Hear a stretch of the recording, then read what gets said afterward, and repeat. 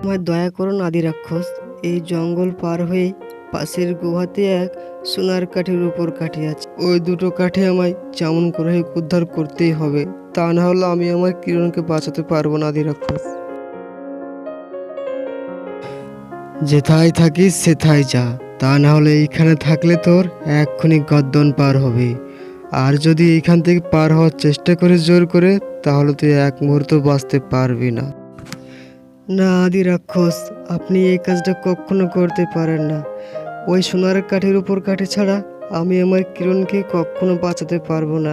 আপনি দয়া করে আমার সাহায্য করুন আদি রাক্ষস। বেশ, শোন তাহলে, এইখান থেকে যাওয়ার একটি রাস্তা আছে। তোকে আমি এখন ধাঁধা জিজ্ঞেস করব, ঠিকঠাক উত্তর দিলে তবেই পারবি যেতে। প্রথম ধাঁধা হলো, বলতো কোন জিনিস খাওয়ার জন্য কিনি কিন্তু আমরা খেতে পারি না? আদি রাক্ষস, এই ধাঁধার সঠিক উত্তর হবে থালা অথবা প্লেট, কারণ ওগুলো আমরা খাবার জন্য কিনি কিন্তু আমরা খেতে পারি না।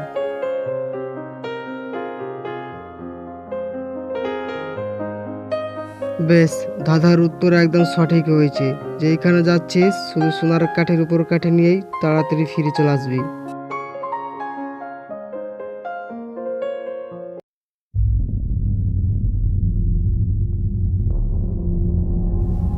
অবশেষে অনেক কষ্ট করে এলাম সে সোনার কাঠির উপর কাঠি উদ্ধার করতে। এবার আমাকে এগুলো যেই করে হোক নিয়ে যেতেই হবে।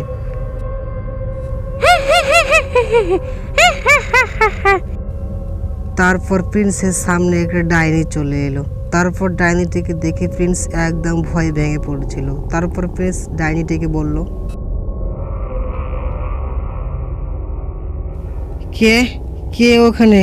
আমার সামনে এসো, সামনে এসে তোমার পরিচয় দাও। তুমি এইখানে কি করছো? কে তুমি? আমি হলাম সোনার কাঠির উপর কাঠির রক্ষক। তোকে এখান থেকে কিছুতেই নিয়ে যেতে দিব না। তোকে একটা ধাঁধা জিজ্ঞেস করছি, যদি সঠিক উত্তর দিস তাহলে পারবি এই তুই সোনার কাঠির উপর কাঠি উদ্ধার করতে। বলতো কোন জিনিস জলে চলে ছয় না পানি? এই ধাঁধার সঠিক উত্তর হবে জোনাকি, কারণ জোনাকি জলে আর চলে কিন্তু কখনো পানি ছয় না। হ্যাঁ, তুই একদম সঠিক উত্তর বলেছিস। যা তুই নিয়ে চলে যা।